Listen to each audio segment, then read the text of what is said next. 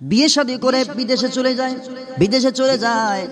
ও যুবক রে, বিদেশে চলে যাও, আর তোমার বছরকে বছর খোঁজ থাকে না। এমন যুবক আছে বিদেশে চলে গেছে, বিয়ে শাদীর পরে এক যুগ চলে গেছে, 2 যুগ চলে গেছে, বাড়ির খোঁজ নাই, ছেলে মেয়ের খোঁজ নাই, উনি এখনো প্রবাসে জীবন কাটাচ্ছে।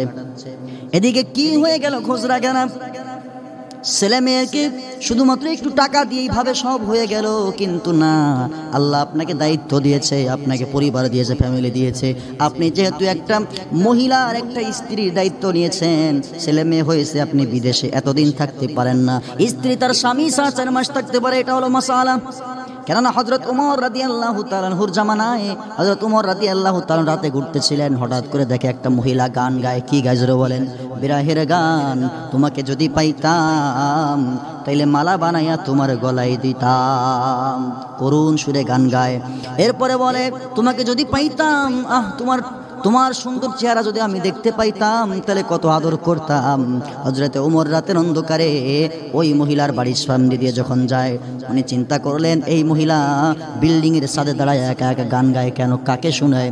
মহিলাকে যখন ধরে নিয়ে আসা হলো, ডাক দিয়ে বলে, মহিলা, তুমি একজন যুবতী মহিলা হইয়া তুমি কেন এরকম গান গাইতেছো?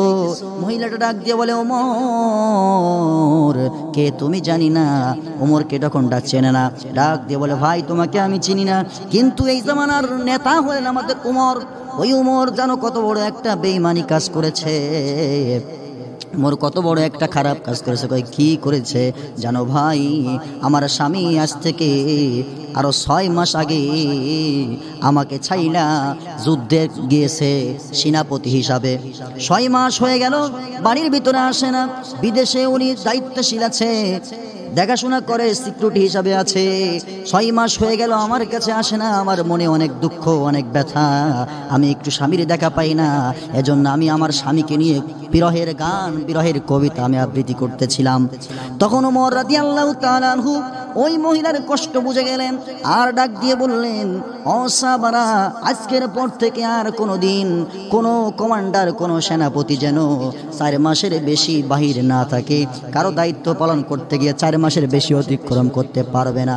ডাক দিয়ে মেয়েকে ডাক দিয়ে বলে, মেয়েরে, তুমি একটু বলবা কত মহিলারা তার স্বামী ছাড়া কয়দিন থাকতে পারে সুস্থ মতো?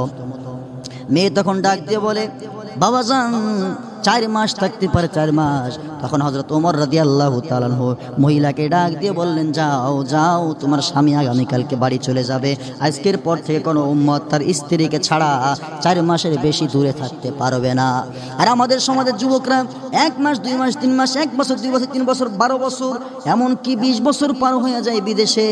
অনেক দিন পর বাড়িতে আইসা দেখে বউ নাই, বউ বাগছে, বউ নাই। কেন বাগছে জানেননি? ওই যে বউ রাইখা ওখানে রয়েছে, বউ ওনার জ্বালা, বউ ওনার মনের স্বাদ মিটাইতে পারে না, স্বামীকে কাছে পায় না, কষ্ট, এই বিরহের কষ্ট সহ্য করতে না পেরে পরকীয়ায় লিপ্ত হয়। এরপরে বউ এবার কি করে জানেননি? দিয়েছে টাচফোন দিয়া দুনিয়ার সমস্ত ছেলেগুলো নষ্ট করে। কারণ কি জানেননি?